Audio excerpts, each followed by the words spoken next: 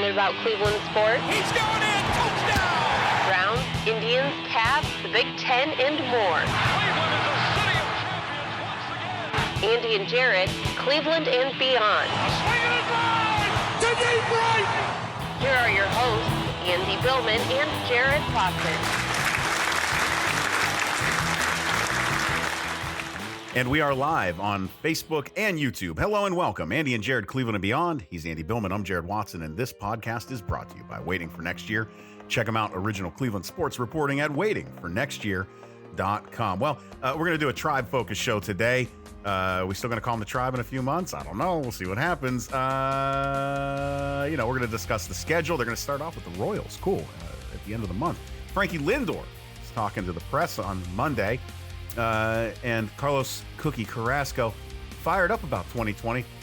Tito Francona with his thoughts, and sadly, no Brad Mills this year for the Tribe. We're also going to do a deeper dive into the 2020 season, and of course, the topic of the possible name change, which I've already mentioned for the Indians. But first, a big announcement that I'm sure raised Andy's eyebrows. Let's talk about your Cleveland Browns and David Njoku. What the fuck? Hope everybody had a great 4th. I had my mom in town. I know Jared's back in Ohio, and that's great. And all that stuff. He just did a drive-by in Ohio, and he's doing a bunch of family stuff. But it was a weekend that I had to. Yes, we came home to remember my stepfather, who actually passed away today. A year ago, unexpectedly. So coming home for the 4th to see my mom, it was kind of a last-minute decision, and it was worth it. And I'm glad that, she had a rough day today. So spent time on the phone with her, and having a Bud Light in his honor as well, because that was his drink. Now, I don't drink Bud Light. I'm washing it down with a little bit of whiskey, so today's show might get a little fun. Boom Boom Mancini whiskey, by the way. Youngstown's finest, Boom Boom Mancini, has his own whiskey, aged in maple syrup barrels. Delicious. At any rate, cheers to my stepfather. Lord knows he's watching over us from above and probably yelling at all of us repeatedly over and over again because, we didn't listen when he was alive, and we're not going to listen to him now either. So, and I drink plenty of Merlot. I'm a big Merlot fan. I drink also a lot of seltzer spiked drinks. So I'm sticking to the water today. Oh, good. Yeah. I did that yesterday. Cleveland Browns. Yes, time to rehydrate. David Njoku. Well, let me just say, on many podcasts in the past 2 years, I've mentioned this guy's name many times. And in the previous podcast, when we went down the Browns, I was like, I'm going to try to stay positive about this. Not an Njoku guy, but okay. We're going to give him a chance, give him a contract, everything else. My instincts were right about this guy from day one. I was not surprised when I heard this. I thought he was really going to be up against it more than what people realized. I will tell you, this is a relief. This is not Duke Johnson. Duke Johnson trade was bad. This, take care, get your 5th, 4th round pick. Adios. And now I'm going to give it to you simple. And I don't have a lot of deep thoughts about Njoku. I've seen him now play a lot. He is athletic. He is very strong. He is quick. He does not stand out on tape. He makes mistakes. You can tell. He doesn't have a rhythm or a flow in these games.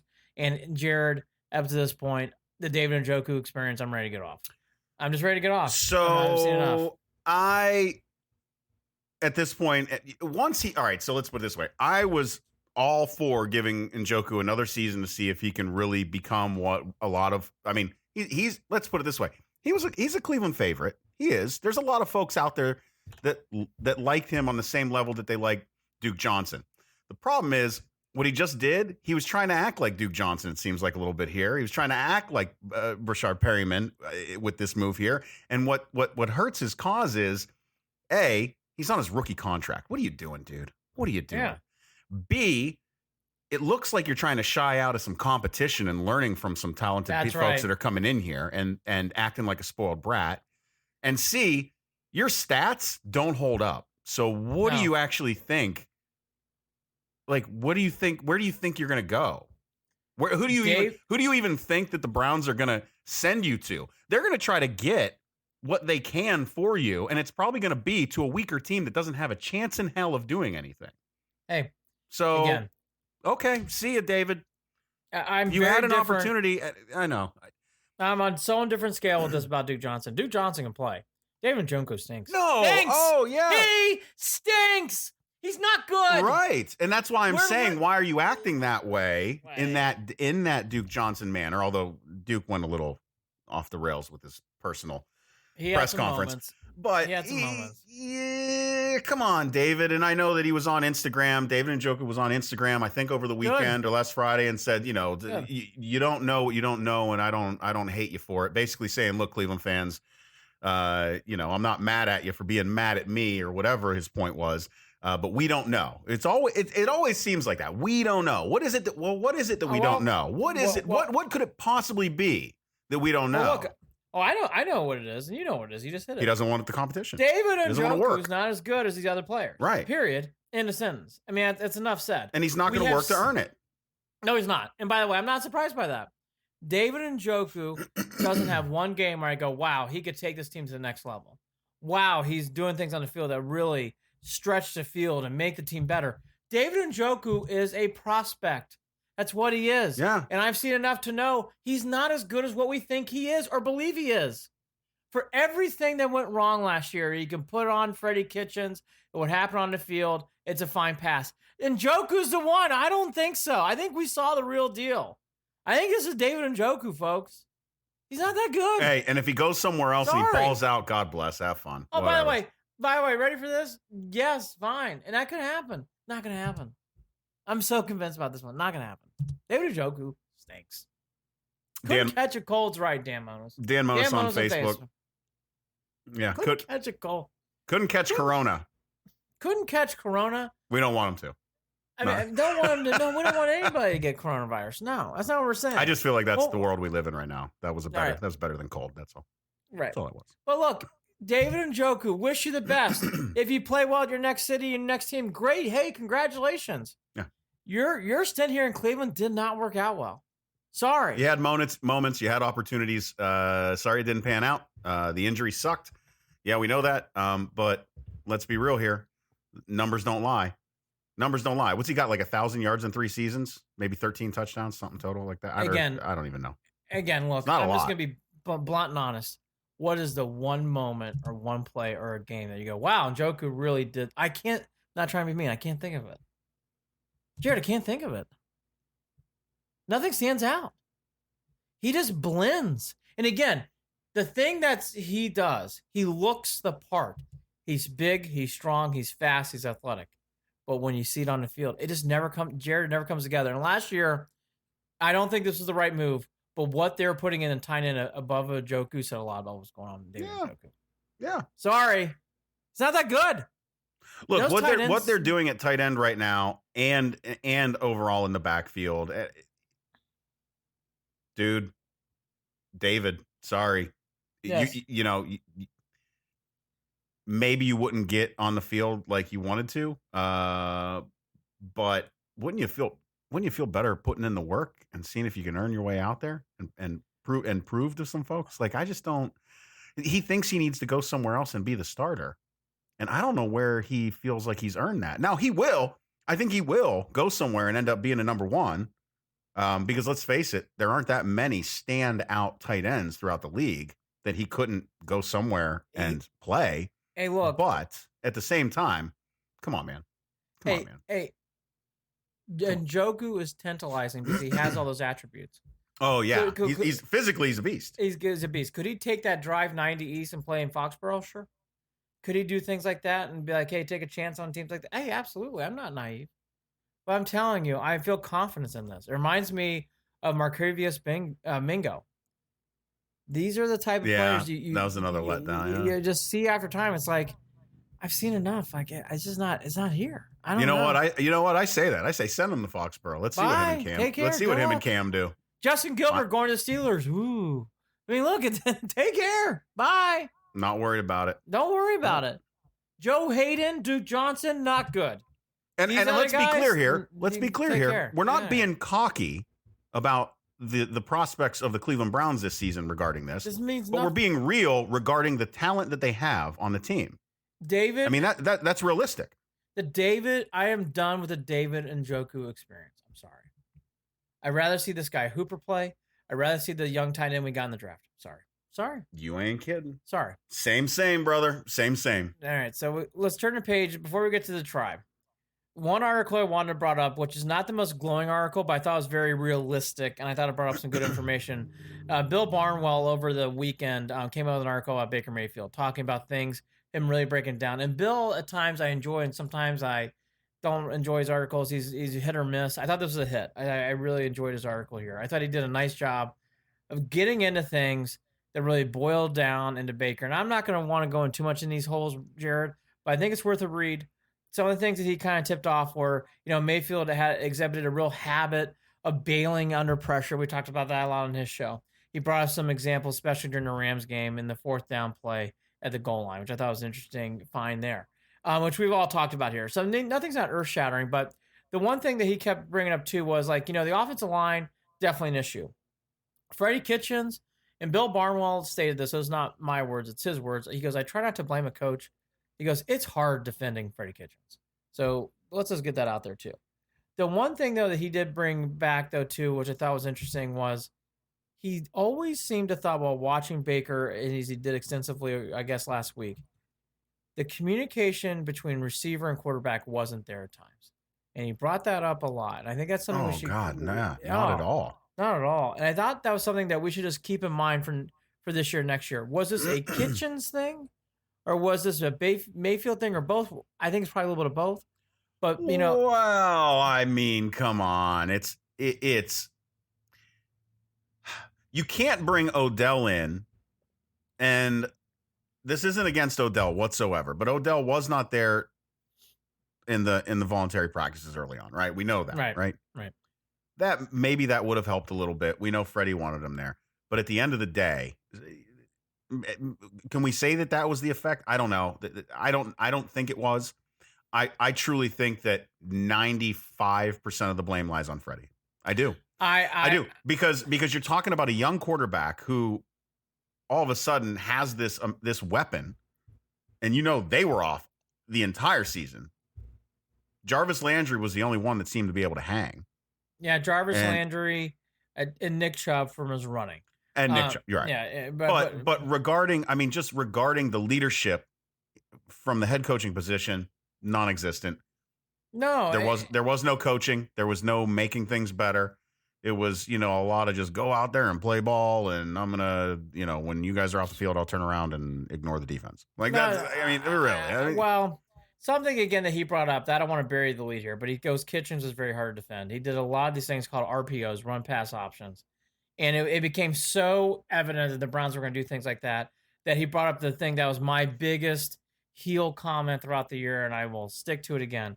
And he said it, and he agrees with everything I was thinking. These fucking screen passes and bubble screens it was so bad last year, folks. I'm telling you, I'm no analyst. I'm not in the field documenting plays. I've watched football enough to know the Browns couldn't complete a fucking screen pass if they actually got 3 or 4 yards between receivers, which they did. He said the amazing thing is these people would be open, and they were so not in position to be successful that they would just stop. It's like running in mud. And part of it was too, even when the plays were set up, because they kept running these plays without any conviction and weren't really fooling defenses, it just led to bad, unsuccessful plays of screen passes. And it was something that was so evident with this team last year. So I don't want to take away anything from Kitchens being bad. He was terrible. I just think it's something to note, though.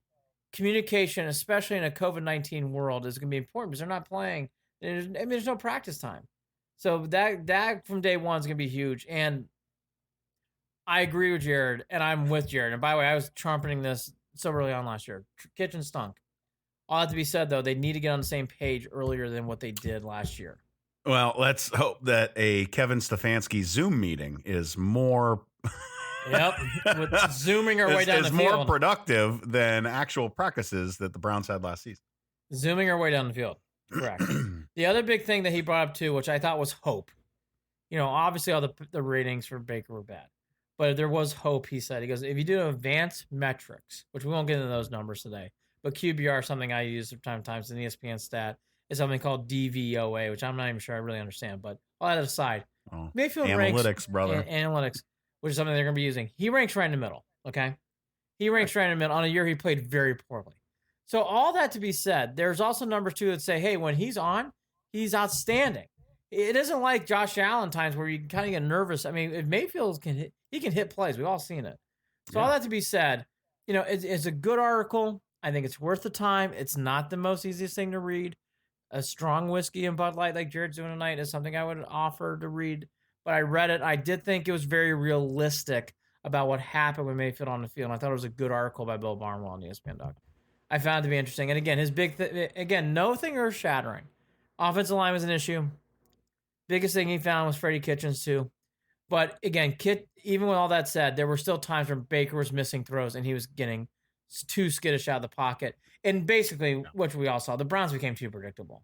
If we can predict the plays, it's not good. And certainly the defenses were too.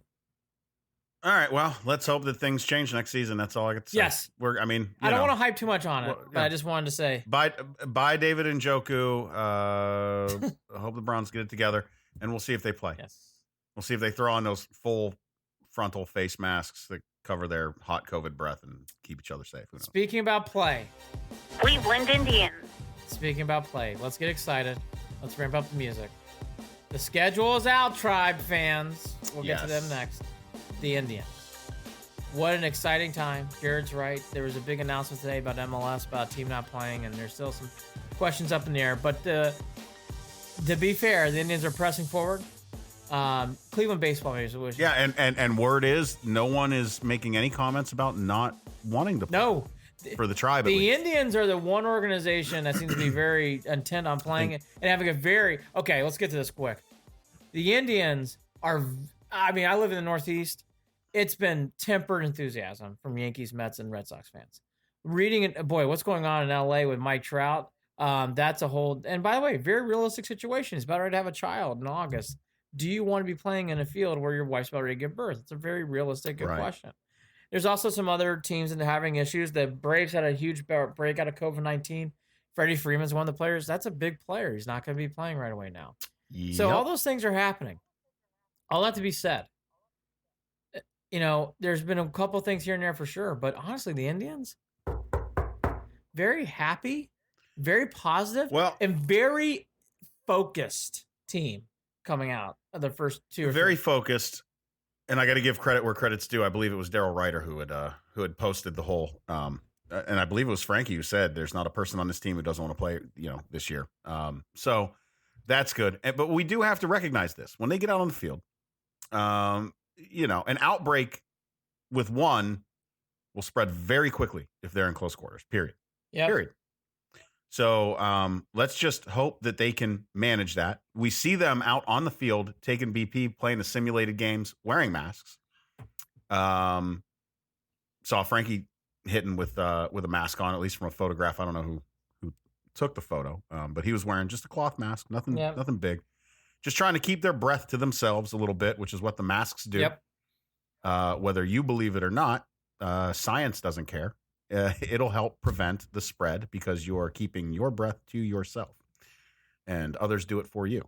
So let's hope that works out and that they can keep everybody from catching it or anybody from catching it. And Lord knows how paranoid I am about Tito getting it. So yeah. And I'm ready to start this thing. And I love the fact that they're starting with Kansas City. I do. I love the fact that they're starting with Kansas City. Look, this is going to be the big topic on this show. So if you don't like it, I apologize.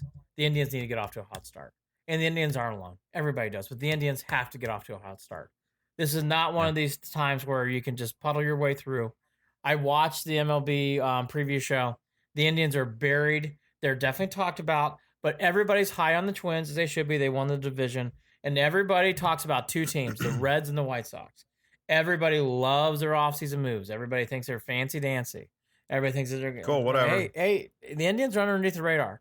All that to be said, I love how here's one good thought.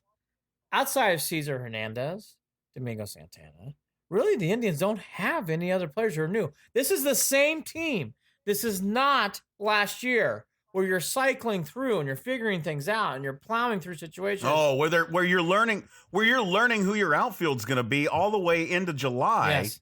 and halfway through the season past the All-Star break. The Indians, where all we were doing was praying that they can get to within 6. is Bradley Zimmer going to? Of the division. I mean, that was it. Bradley Zimmer going to play? No, he gets. Naquin's 100%. Yeah, Naquin's ready to go. So look, all the Indians. And again, we have said this on this show, and I'm going to hammer this. I believe in Francona. I know Jared does. I believe in Antonetti. I believe in this front office. Folks, this front office has seemed to be very buttoned up for the last 10 years. And I think that plays a huge role into the success on the field this year. I really, really believe that. I do. Well, let me say this. Wouldn't it be apropos? Wouldn't it be perfect?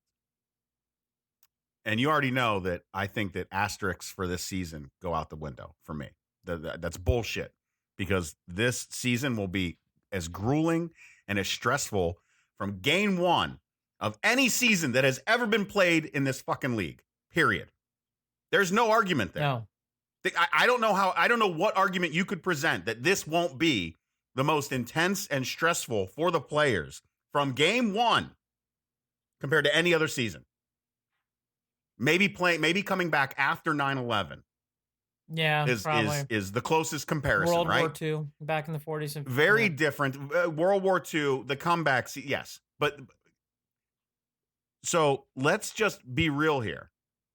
This might be this might be it. Yeah. The last chance for the Cleveland Indians to win a World Series, because we don't know how the Indians are going to go about this search for a new name. All right, you want to go there? So that's what I'm saying is this might be it would be a nice little cherry on the top way to send off the name. Yes, I do want to. We can go there. Can we go there? Because I've already said I start this. I've already stated my statement on previous podcasts. I'm ready to go. So your turn. I know, and I've talked about this a million times, and I'm okay with pretty much whatever they do. I am. I'm okay with whatever the team decides to do, whatever the front office, whatever ownership decides to do regarding this, because I don't fucking care. Because at the end of the day, it's Cleveland till I die, right? So if we can recognize that, and we can say what's in a name, and we can harken back to the paying homage to the previous Native American player for the Cleveland Sports, we can come up with all the reasons and excuses and all the reasons in the world to bitch and piss and complain and moan about changing a team name. But I'm sorry, at the end of the day, look, I'm not big on making people feel like shit or being assholes to people of other cultures and all that stuff. And I think like I said, we've both talked about this to death. But what I would love is if there was some sort of incorporation, some involvement, something where Native American tribes, Native American leaders, people that are involved in this issue could come and be a part of the discussion, because you know what? It's about them, and they should be a part of it. Erasing a name is one thing. That's the easy thing to do. The easy thing to do is to change a name and get rid of it. That's the easy part. The hard part is to have the conversation about the name, about the why, and include the people that it fucking involves. And if there's a way to possibly find a better way to change the name or to tweak it or to come up with branding that better honors the Native heritage, the Native traditions of this country, because there's a lot that we aren't taught in history class regarding what has happened to Native Americans throughout, our entire existence beyond a Trail of Tears. There is a lot. And we don't need to get into all that. But wouldn't it be nice if there was incorporation of these Native Americans into these branding decisions? Because in my view, it's a win-win situation. And I don't like to break things down into PR only because, but at the end of the day, public relations-wise, that's a win. That's a win for the Indians. For the team, rather. For Native Americans, it's a win because you can help build awareness. You can include them in discussions. You can have Native American night. You can have Rally Together night regarding what, what I mean? There's things that can be done where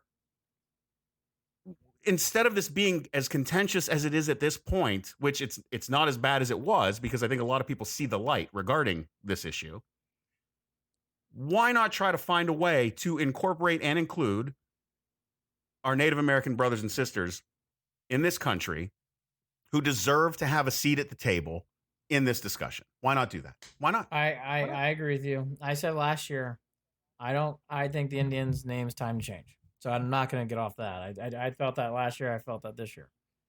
I agree, Jared. I mean, maybe it's the Cleveland natives, right? Maybe there's something it's softer. Maybe that's whatever it is. Change it. I don't know. I agree with you. I think actually having Native Americans on the board for this would be a very, very smart move.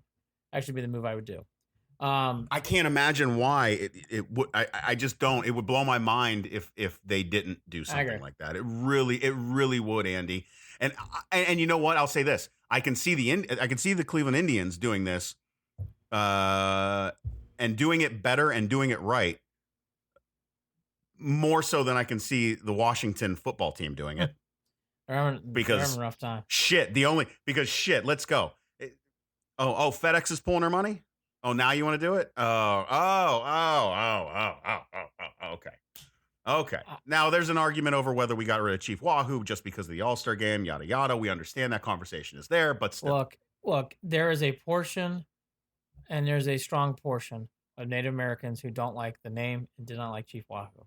I'm with Jared. I don't want to offend. It's a team name. If that offends people, but it's all. And what do white people care? It's not your culture. And by the way, here's what do you care as a white person for? Change your name. Fucking cares. It's still Cleveland. A lot of people in your and I's age group, we're in our 40s, relate to the Indians because that's when they were successful at Jacobs Field in the mid-90s run. And I get that. I will tell you, though, everything will be fine. The team name changing will be a good thing. It's going to change. I'm telling you, I'd be shocked if it doesn't change. It is going to change.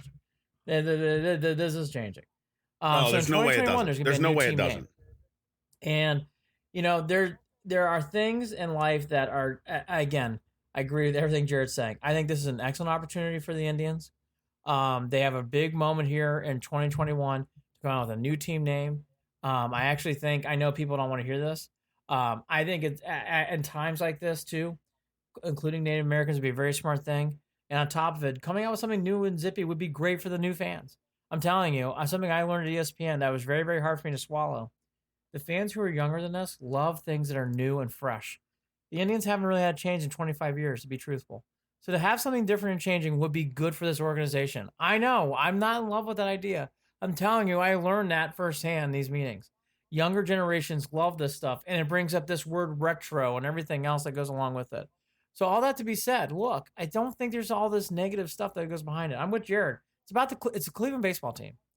The name is going to change. I'm telling you. And I think the Indians have been behind on this. They're slow to move, but hey, at least it's happening and it's good. And I'm telling you, from everything I'm reading, Jared, from everything I'm hearing, from Terry Pluto and his comments today and yesterday, the Indians are changing. Yeah. No, I'm sorry. You're not shutting this one off. I don't care. Yeah. I don't care if the president of the United States is tweeting about it. It ain't stopping. Sorry, it's not. Oh, by the way, don't even go down. I'm not going to. I'm just saying. I'm saying this is a train that is not stopping. That is all I am saying. No. And by the way, it's time. And it's going to be good. And now, to maybe more of the fun. And by the way, all that to be said, here's the one thing I'll go into these team name possibilities. I will actually say this. I get it. In our generation, if you're 40 listening to the show, or even in your 30s, the Indians winning so much as they did in the 90s is memories you love.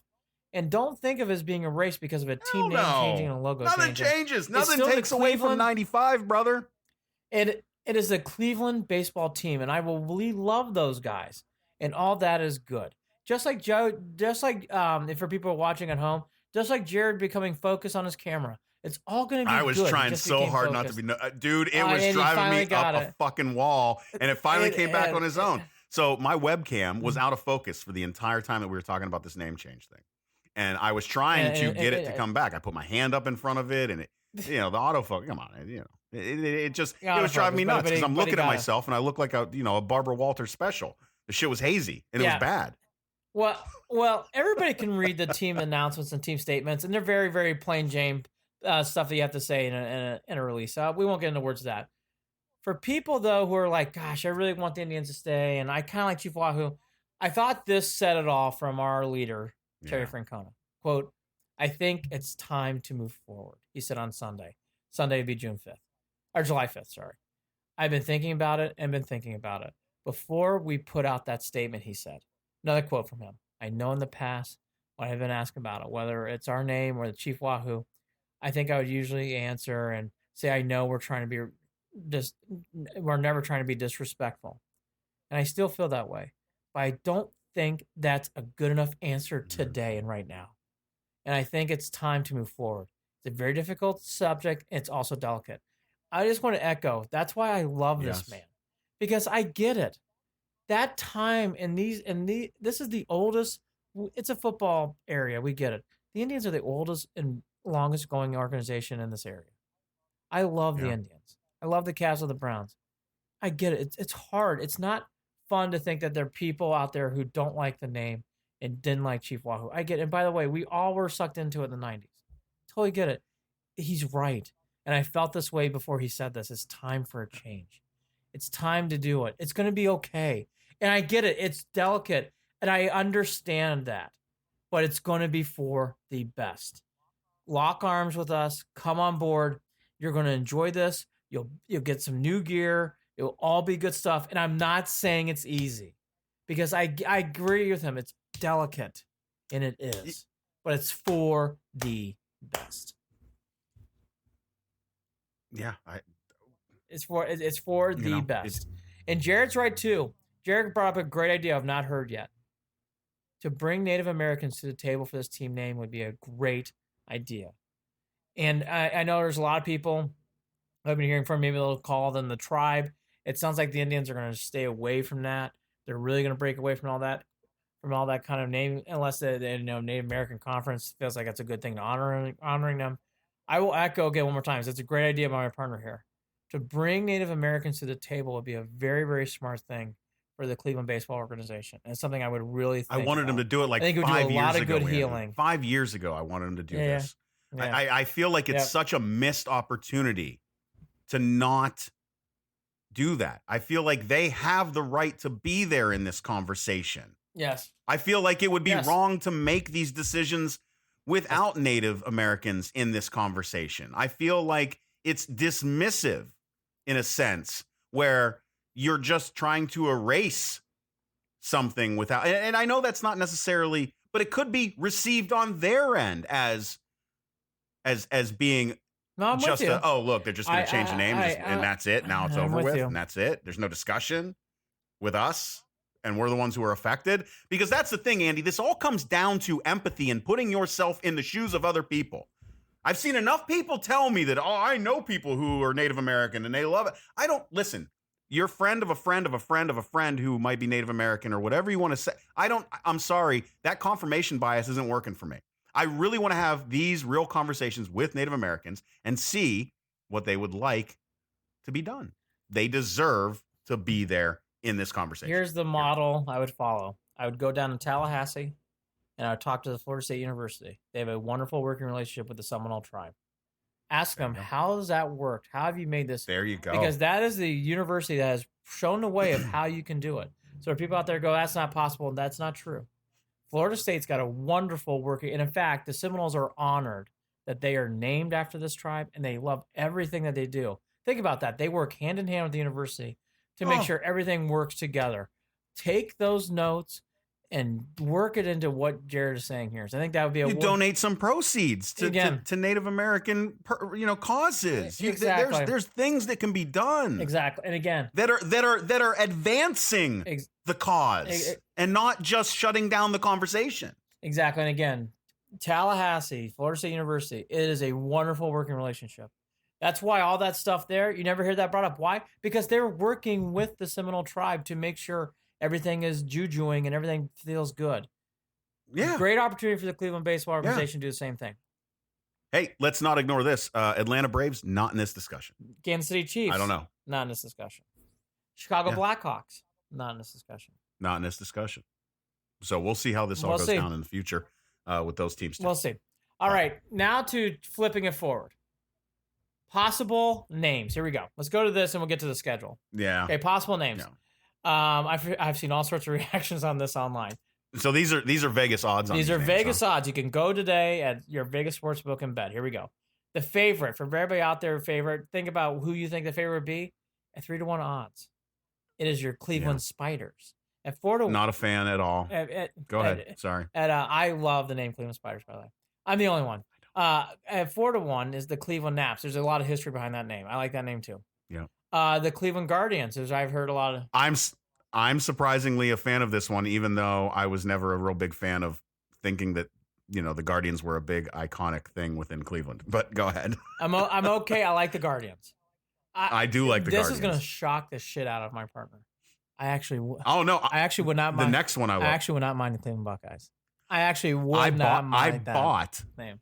No, I just listen. I just bought last week a Cleveland Buckeye shirt. I think that from and I made sure I bought it from the Negro League Museum. Oh, that's cool. So I made sure the money went to the right. And place. by the way, let me just say this: Jared knows for everybody who's a first time listener, I do not like Ohio State. I'm a big Purdue fan. I'm a big Notre Dame fan.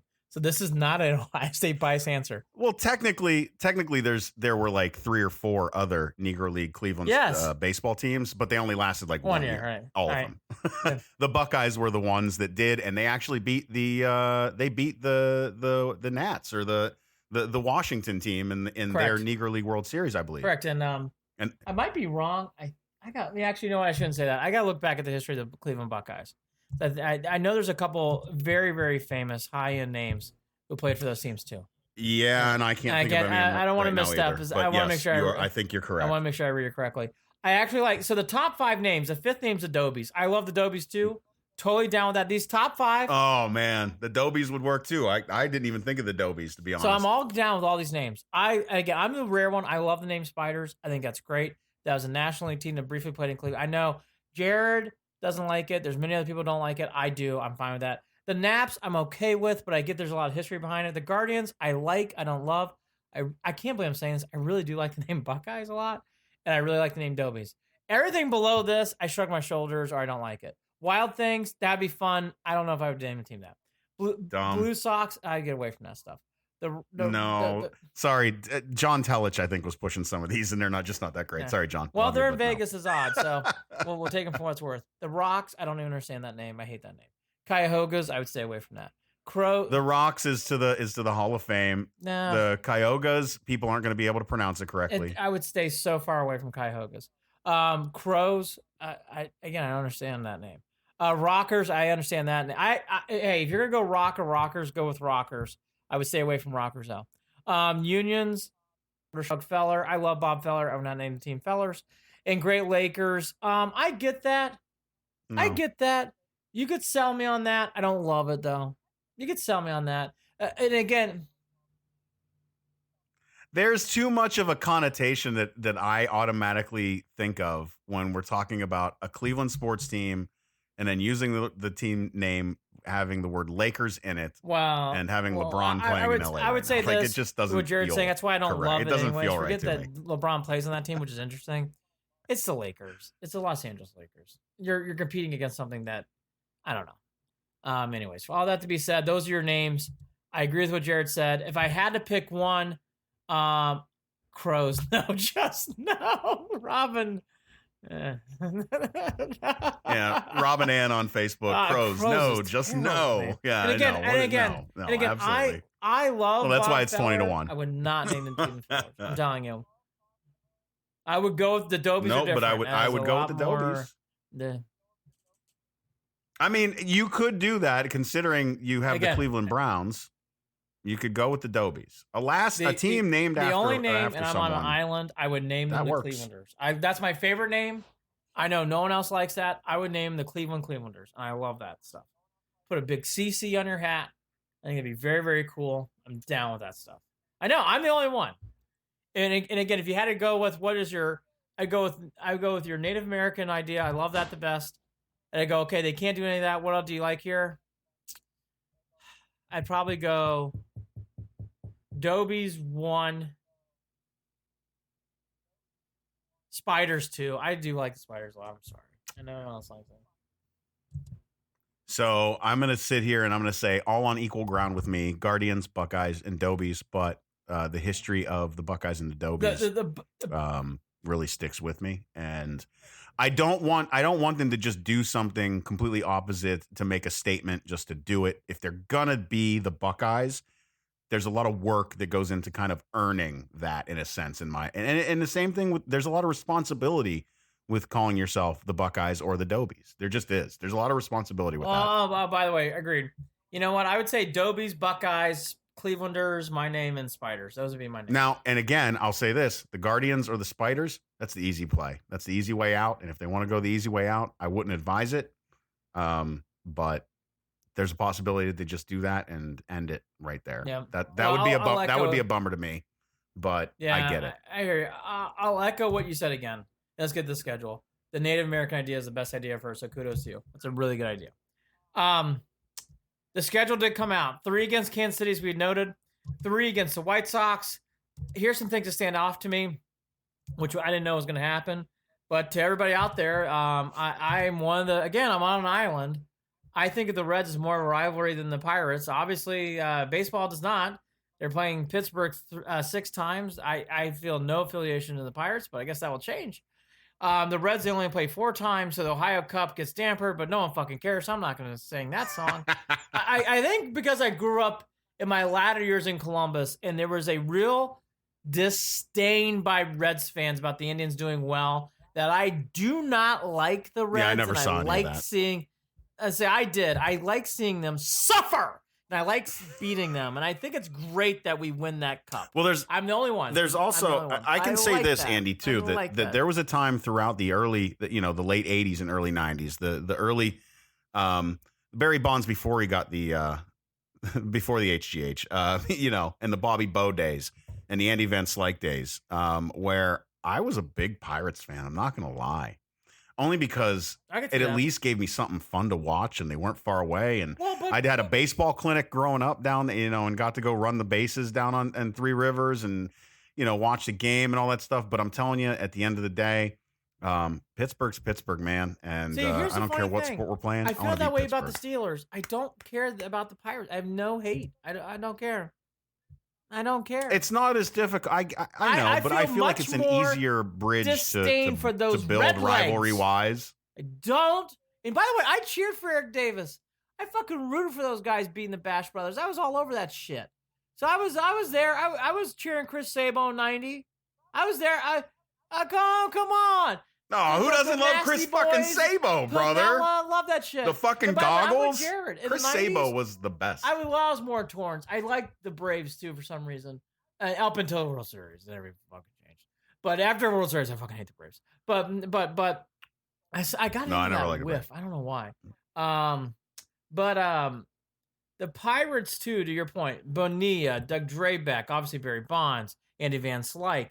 They had a very, very likable team. And again, you fell for that. And I will say, especially in the second time, I was rooting so hard for Jim Leland and the Pirates to win. I really wanted them to be. Oh yeah. And they couldn't get past. They couldn't get past the bases. They couldn't get past the Braves. Here's the things I noticed on the schedule, and it's hard to compare and contrast because we don't have other schedules up. But here's a couple things that stick out. They play at St. Louis. I think they got a great draw. And the reason why I bring that up, those are tough games. They split the games with the Cubs. Let's see. What are the other team that I noticed on there that I come to mind? Milwaukee comes to Cleveland, so that's a trade-off there. I talked to you about Pittsburgh and those dreaded Reds. We talked about that. Everything else is 50-50. The White Sox come more. We go more to Kansas City, blah, blah, blah. They do go to Minnesota more than they do coming to Cleveland. 7 games in Minnesota, only 3 at home. So they have a definite disadvantage of going to Twinkies. But I was going to bring this up. Is there even a home field advantage? I don't know.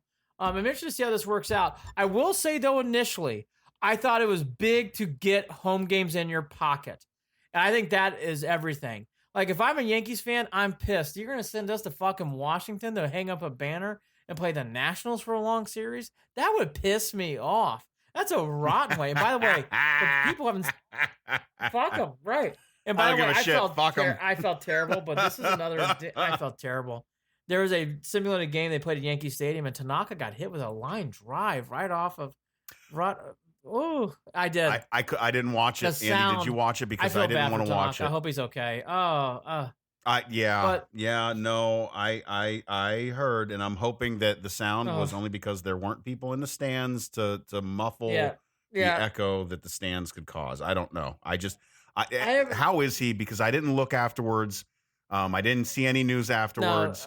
That is scary shit, though. Oh, it's bang. And it's so. It was very, very scary stuff.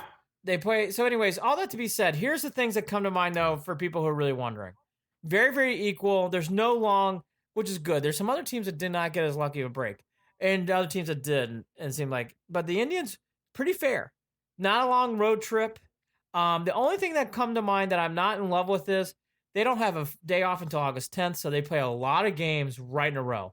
The Indians get no breathers, so they play a lot of games right out the chute. The other thing that comes to mind is I always earmark this stuff. After the 14th of September, no more breaks. 6 and 7 down the stretch. So the Indians have one more day off on the 14th, and the final 13 are consecutive, which this team always seems to do well with. So maybe I'm overblowing that, but oh, they like streaks, brother. They like streaks. They do. Andy, let me bring this up to you and ask you if you think this is going to help. They're not going on any of those out west trips. They're not going to Texas. Oh my God! They're not going and they're not going to California. Hallelujah! Look, I watched Jared knows. I mean, sure Minnesota, sure Kansas City, whatever, but look, no. I mean, they're not going to those places and can't fucking stand. Look, I'm gonna say this.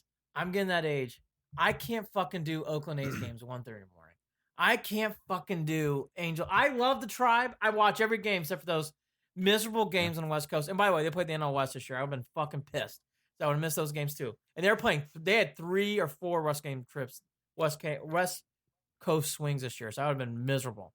So I'm too old for that shit because I can't. The A's are the worst. That's a team I'm so glad they don't play them. God, yep. They are like kryptonite. They do. They usually do better against the Angels than they do the A's. God, we love the Angels. The other team, the A's. We just can't beat them. Or the Rays. All that to be said. No Rangers. I'm glad you don't got to face Kluber or any of that. That's good too. One more thing before we get into Frankie's comments today. The other thing that I really, really liked about this schedule, though, that I thought that again I like is the Indians don't have one of those long road trips. The Indians, and no teams do, but the Indians don't do well stuff like that. And again, I can't emphasize this enough. Starting with games in your home pocket right out of the bat's important. And hey, let's just call it the way it is. Fucking sweep the Royals. Get the season kicked off on the right way. Yeah. Get 3 in the look. Fuck them. Put pressure to their neck and snap their neck. And let's get off to a good 3-game or 2 out of 3 start to begin the year. And let's say this: fuck around. At Cubs and at Detroit towards the end of the season could be some important games. Huge. That would be fun. And that's 6 games on the road there. So that would be fun. But starting it off with 2 series at home. Kansas City, you get to test the White Sox and see what you're going with.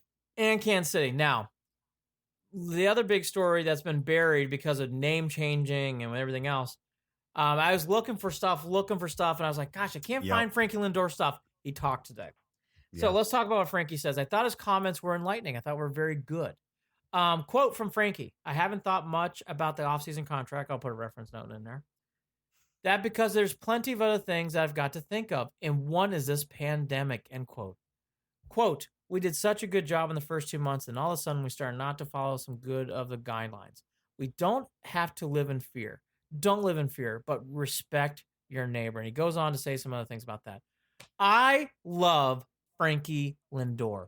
He is not making this about him or his contract. I doubt they listen, but if they do, sign him. Pay the Patrick Mahomes money and sign Frankie Lindor and keep him in Cleveland. This guy is your leader. You want the big 10-year deal. You want the record-breaking 10-year deal. Frankie Lindor saying this shit is not just good for the Indians on the field. He's good for the city of Cleveland off the field. He's a good man. Yeah. He's a very good person. Start keeping people like this in Cleveland. He's really fucking good at baseball. He's really fucking good at baseball. Look, I'm tired of this pussyfooting around. Sign him. He's a good player. He's a good man. We need people like this in Cleveland. Take the time, don't do something easy, and negotiate through them. I don't fucking care if it takes days, hours, and you're sitting in some hotel room with a mask on going through it. He's telling you, I want to stay, but I'm not going to stay for a discount. I want to get paid properly, which I agree with. It's not like, I mean, if they play all this fucking tickle pants with people like Trevor Bauer and going through arbitration and putting up with bullshit, then why not take care of the good guys, right? I'm telling you. I'm sorry. Look, I know, Trevor, there's a lot of good things, but man, let's not go down Trevor Bauer. He's exhausting. No, but look, you get my, I know. I had to use him as the example, though. You're getting my point. Yes. This doesn't need to be difficult. It doesn't need to be worth difficult. it. And look, I'll go there for a quick second. It's an alarmingly high contract. I think it's worth every nickel what the Chiefs did today. Because Patrick Mahomes is a good man. He won you a Super Bowl. He brings positive energy to that city, and he's a face of your franchise for years to come. He will make back that money and more. Cleveland Indians, Cleveland Baseball Organization, listen up. Frankie Lindor can be the face of your organization from years to come. And hearing what I'm hearing from him, he sounds like a guy who wants to make a difference in the community. Bring Frankie back. And let's not forget, the Indians farm teams, they're scouting. They're no slouches. Look, so if we're going to worry about spending the money now and not being able to bring in anybody else,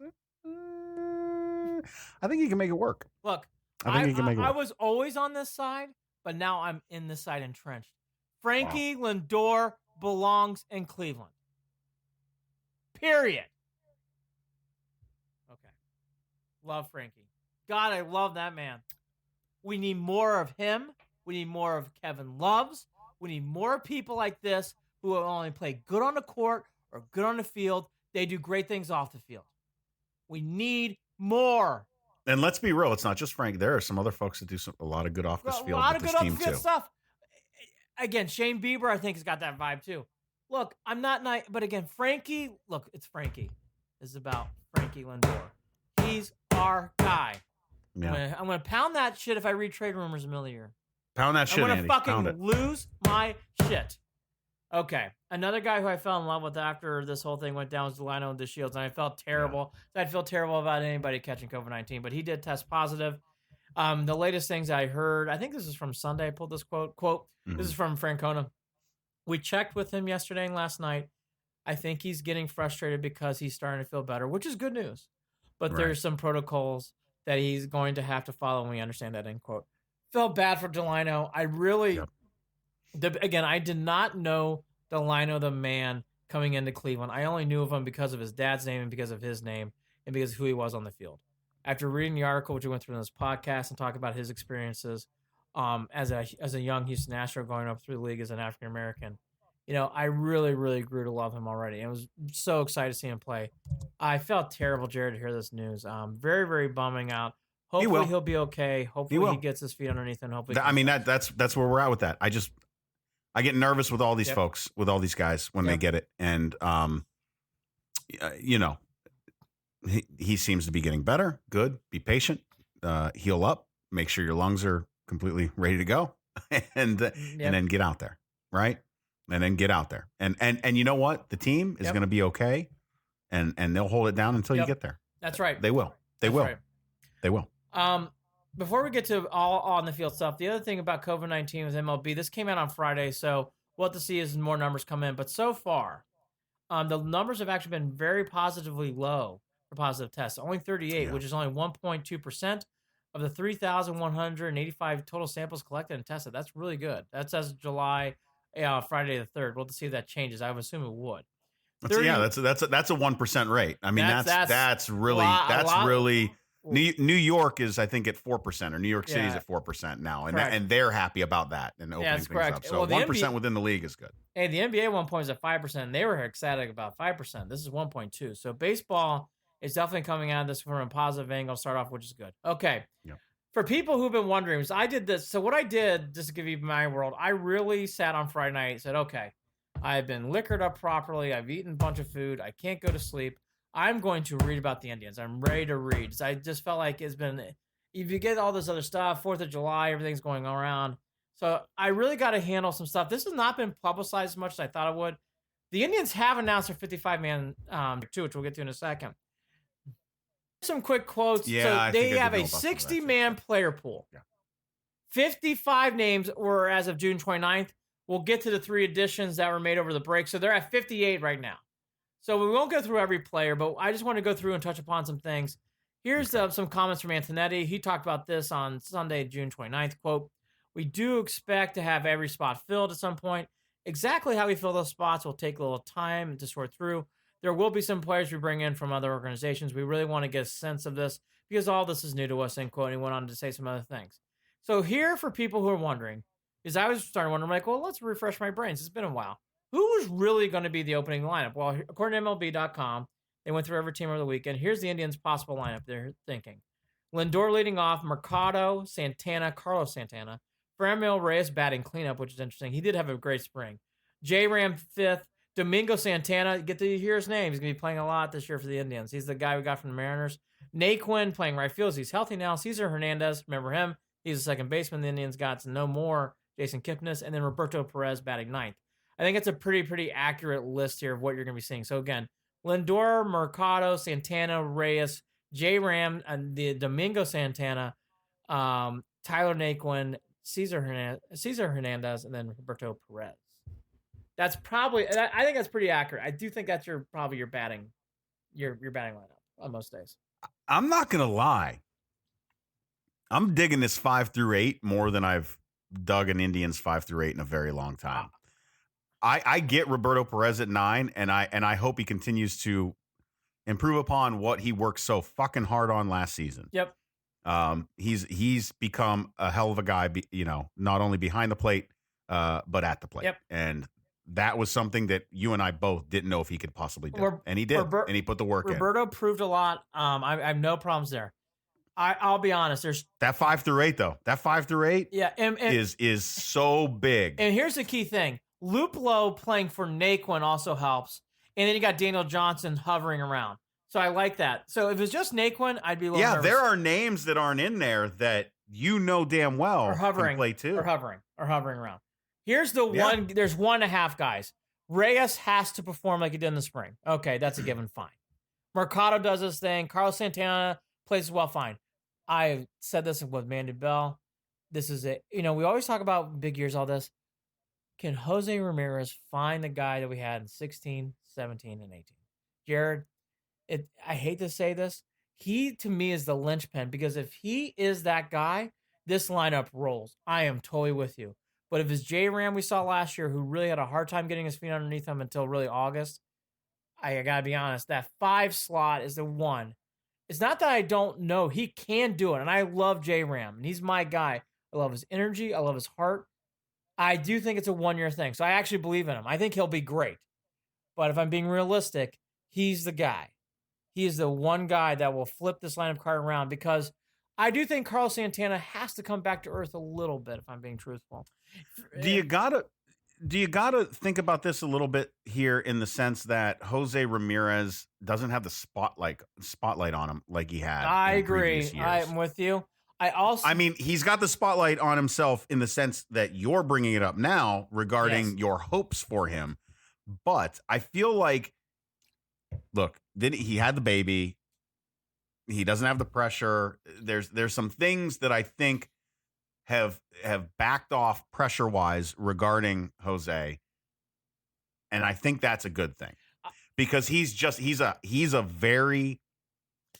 type of person that the mental stuff can get to him only because he cares so fucking much, and it's so hard to turn that off when you are that kind of person, and that was very frustrating to him regarding how he was playing at the plate, and you just hope that when you can pull some of that responsibility off of him, which I think this lineup around him in front and behind does, I think Jose can flourish at that 5 spot. I mean, he can. Will he? I don't know. No, I think but if I were a betting man, I would say 60-40, 70-30, he's good. He's good to go. I echo everything you say. So I'll turn into this. I agree with everything.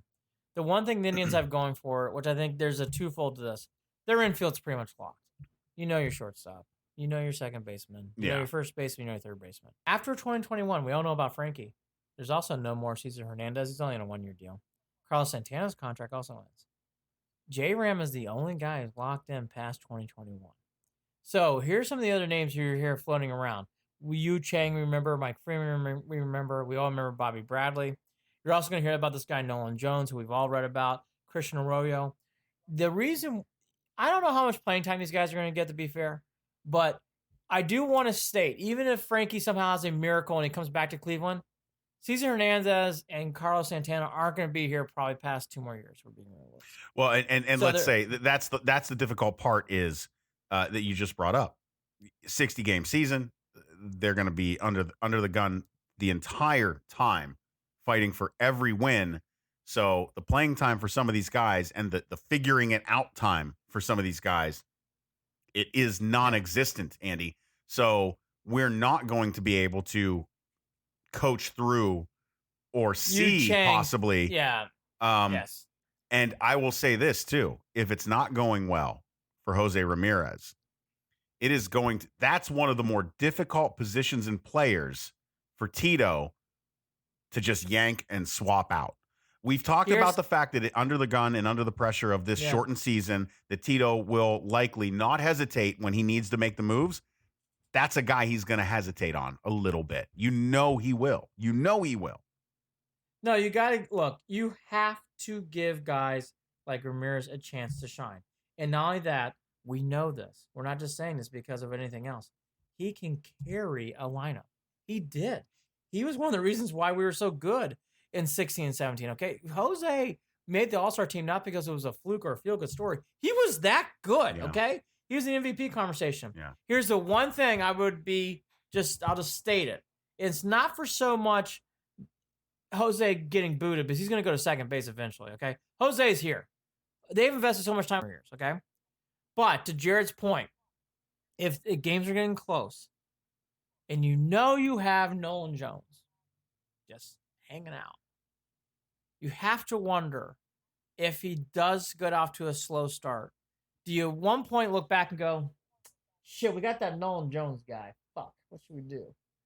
I don't think Yu Chang puts that pressure on him. And we know Mike Freeman doesn't put that pressure on him, but Nolan Jones might.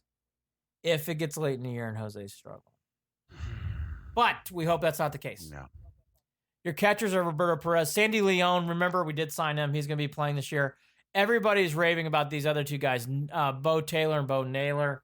Oh, look, they're prospects. You read the stats, everything else. But your catchers are Sandy Leon's your backup and Roberto Perez. Okay, the outfield. The outfield's the only thing in this team when it comes to a specific thing that's like where pieces and parts are going to fit. So keep that in mind as we go through this here.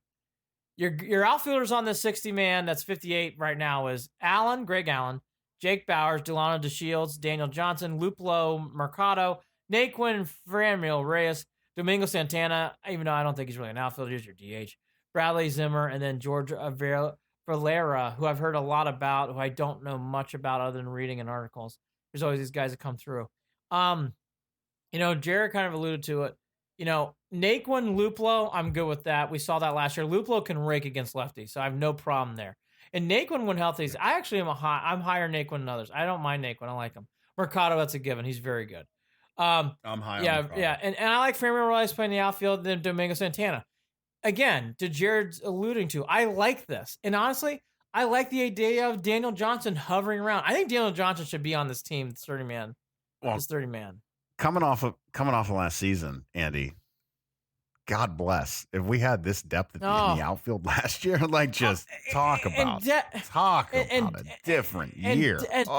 Definition. There's no question. Who's going to play against lefties? Luplo, righty, Naquin. It's not even like you don't even have to roll over. Who's your center fielder? Oscar Mercado. Who's going to be playing the other outfields? Franmil Reyes. Folks, it's a given. It's a given. Daniel Johnson. And do not forget how much weight Franmil lost to get into this position to be able to even play out there. I'm excited to see him play. Don't take that for granted. The only guy, George Valera, he's the one guy that's been a lot of. He is only 19 years old. He's a lot of people that intrigued him why he made that. Keith Law wrote an interesting thing about him, so you can read about that. The one guy I want to mention quickly, not too much hover on, is Zimmer. He is the only guy on this team who fits in this rule of, even though it's a COVID-19 year, even though it's very, very different, this is actually, sadly, these games count. These games are really important for Bradley Zimmer's career in Cleveland. I do think he did it to himself. All fair. I'm not saying that. What I'm saying is that of all these players, I agree with you. It's a big year for Bradley Zimmer. Fair or not fair, this is a big year for him. If he does not stand out and he gets lost in the weeds again, I don't know if he's going to be back. And it's such a shame. Such high expectations to go so far. I mean, so far down. The starting pitchers, we already really know this, so I'm not going to bang the drum too much. Listen to previous podcasts. Bieber, Clevenger, Carrasco. We'll get to Carrasco in a second. Those are your big three. Plesac, Savali, Plutko. Plutko's really improved every year, so I think he's your steady 4. Sounds like everything is leading towards Savali, but Plesac does pitch well. And we haven't even mentioned Jeffrey Rodriguez, who up until his injury is pitching pretty well as a 5. So you have a good solid 7. That is going to be such a huge thing in this team. I'll be honest, all these other names that are in there, I don't even know if they like. The only one who stands out is McKenzie. Tristan McKenzie, we've heard about forever. People do need to remember he came off of an injury, a very serious one. So to think he's going to be really doing anything, I don't think anything big is being unrealistic. And then, but they did announce this over the weekend. Shane Bieber is your opening day starter. No shock face here, right? I mean, come on. Is anybody really? I mean, I've got a little bit of a shock face. I mean, I could have seen Clev. I'm telling you, if God forbid Frank total Lindor does leave the door, your new face of the Indians is Shane Bieber, folks. I'm telling you right now. He's your new face of this organization. I do too. He's very, very good. And by the way, that's what's so great about this team. We make these comments knowing that Clevenger's that good and Carrasco when healthy is that good. And honestly, from what I saw, Savali, Plesac, and Plutko, I would trust them. What Savali did last year in Minnesota on that big start was tremendous.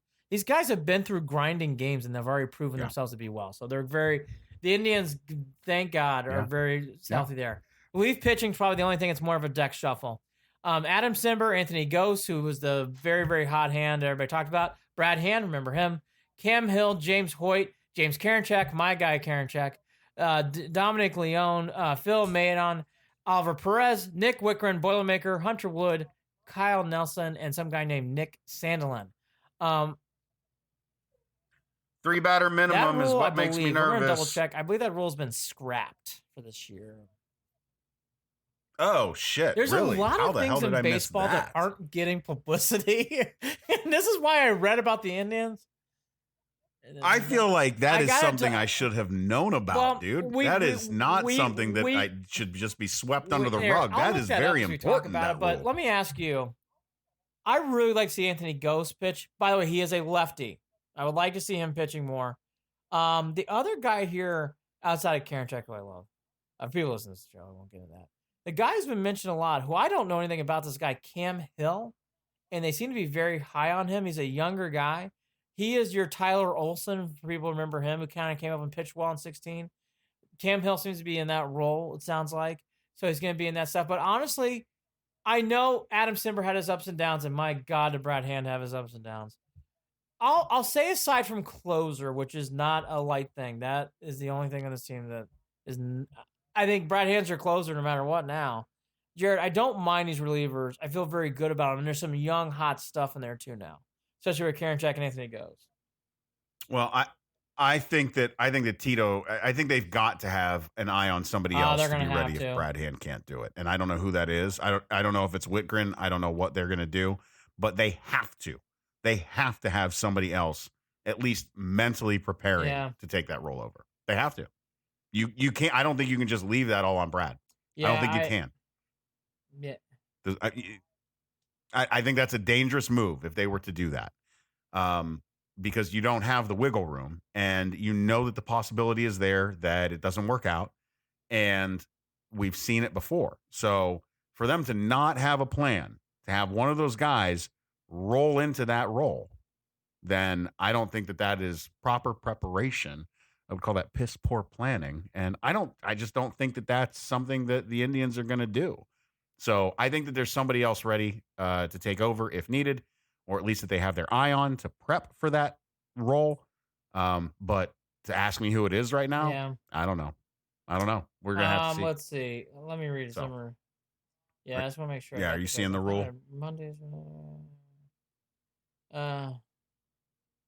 Andy is still scrolling through, looking to see whether the 3-batter minimum rule. By the way, as we get to that, here's another story here as I looked that up real quick. So I really want to make sure I got this right, because this plays a big role here. Cookie Carrasco also had a nice article. It was on The Athletic. He also had made some comments on Indians.com.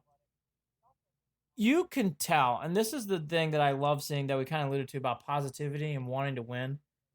I got to make sure I'm good, my family's good, I'm going to take the year off. Not only is Carrasco ready, I'm going to get some quotes to you. Quote, right now, I'm ready to go, end quote. Quote, my teammates understand what's going on with me. They just want me to be careful, try to do everything within the rules. Everyone's just so happy to see me here with the team. It's completely different, but we will get through this, end quote.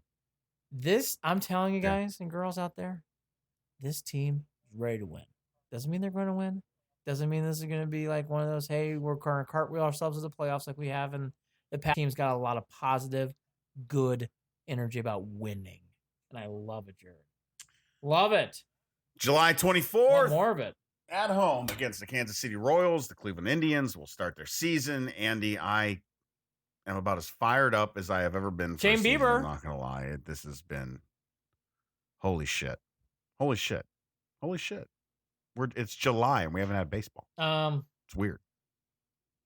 No. It looks like still that rule's on. Are you still looking? You're still looking. Yeah. Inclusion of the 3-batter minimum rule that requires a pitcher to face a minimum. Yes, that's still on. Wow. All right. So you know what? Adam Sember in a big spot. No more mixing lefty and righty. Isn't that nuts? I want Karinchak pitching big spots. I want Karinchak. I want this guy Anthony Ghost if he's good. Let me ask you this: does that carry over to the next inning? Yes. So you come in with 2 outs for a lefty. You get the lefty out. You have to come back for 2 more batters. Woo! Woo! 3 batters or an inning. Hand ring. You're sure it's not just the same inning? No. Remember that always stood out to me in this rule. Strategery. The new 3-batter. Yeah, I know. The new 3-batter minimum rule will require pitchers to face at least 3 hitters, or pitch to the end of a half inning before a pitching change can be made, or at least pitch to the end of a half inning. See that tells me it might be 3 batters within the same half inning. So that would mean you can bring in somebody for a lefty with 2 outs and then not have to make them come back. But if you need them to come in with no outs against the lefty, they got to face the righties coming afterwards and get the next 2 outs. All I'll say, though, is that how much I liked Oliver Perez and Adam Sember in big spots and pitching 3 batters is a different story. Oh, yeah. No. Wait, especially, I think Oliver Perez, I'm feeling a little different. Adam Sember make my hands ring, too. Wickren, okay. Karinchak, love it. Strap me in. Anthony Ghost, I never even seen him. I can tell you I love this guy. Lefty throwing gas. Be all over it. So Carrasco's ready to roll. And that's good stuff there. Other players to watch is from our friend Mandy Bell. Franmil Reyes, who we talked about. Jose Ramirez, who we talked about. Karinchak, who we talked about at length. He's so nasty. Just watch this video from last year. Anthony Ghost, who we talked about. His story is incredible for people that don't remember. He was an outfielder who's converted into a left-handed heater. He goes up to 96, 98 miles per hour. That's left-handed.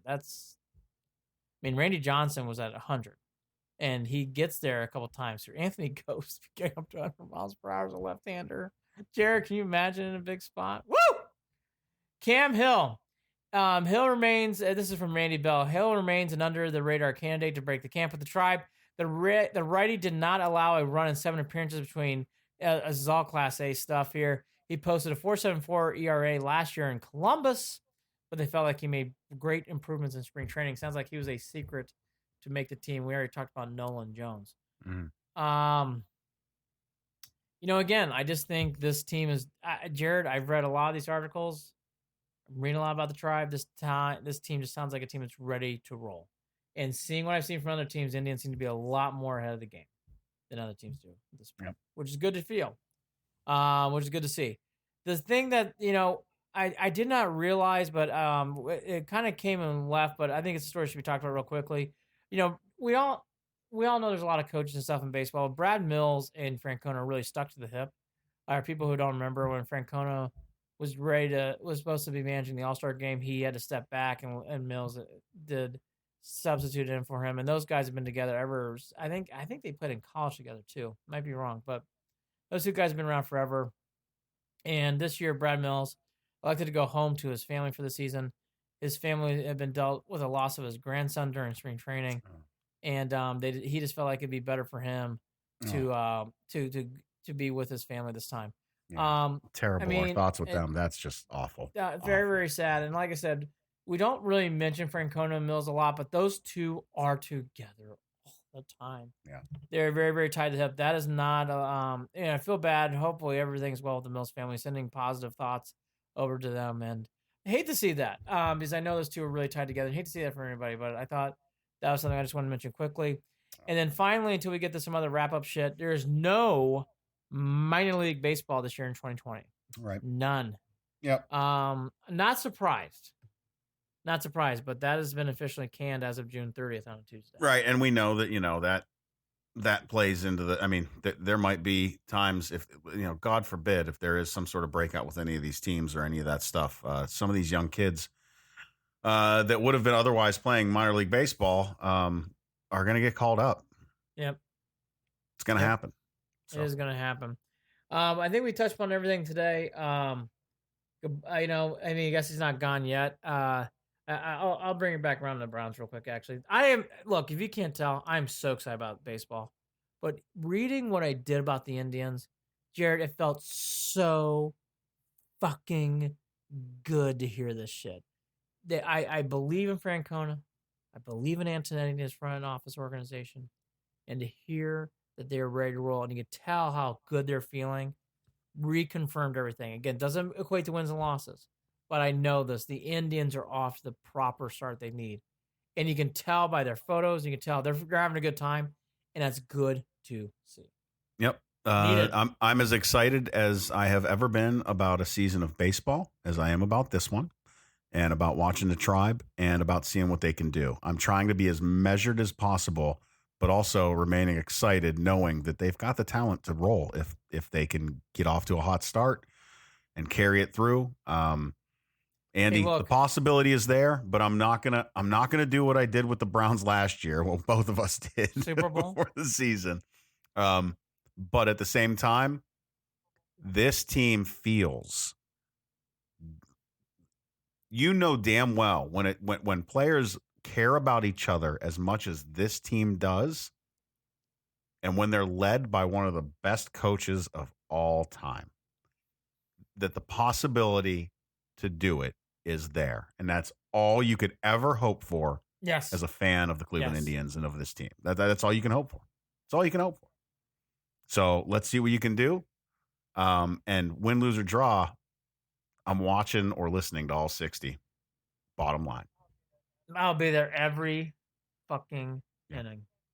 10-1. Don't blowout. Don't I'll be care. there. Be there every pitch.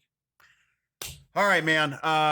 Hey, make sure you follow us on Facebook, facebook.com/Cleveland and Beyond. On Twitter, @CLE and Beyond. Shoot us an email, andyandjared@gmail.com. andyandjared@gmail.com. That's Jared, Jarid. We are a part of Waiting for Next Year. Check them out. Original Cleveland sports reporting at waitingfornextyear.com. Andy, July 24th can't come fast enough. Sign Frankie Lindor. I really here comes my boxer. like the names. I like Jared's idea the best. But if I had to say what names, I like the Cleveland Buckeyes more and more. I'm surprised I'm not a Buckeye fan, but I love that name because of the... Yeah, and you know what? We saw comments on Facebook. Get over the, getting it confused with the Ohio State Buckeyes. I don't care. No. There's history there. Yeah, get over By the way, No. don't we want to, I think that stuff's cool anyways. Let's just play it up. I like that Why shit. not? Fuck it. Clevelanders, I like the Spiders too. I don't know what else does. I like the Spiders. The Guardians I'm fine with. Sounds very XFL-ish, but go ahead. That's fine. Buy your Cleveland Spider gear now. I'll be there. I'm going to put my Black Widow hat on, and I'm going to be wearing stripes. But all that to be said, I'm very, very excited about Indians baseball. And David Njoku, you're still on the team, but, it has been a good run. I'm really, really going to miss you not catching the ball. Dear Indians ownership group and front office, please speak with Native American tribes groups and leaders and involve them all in this conversation because they deserve to be at that table. And you can't just get rid of a name and bury it. Let's go ahead and just have this talk and let's all be a part of it and let's do the right thing. Andy and Jared, Cleveland and Beyond. Talk again soon. Take care, everybody.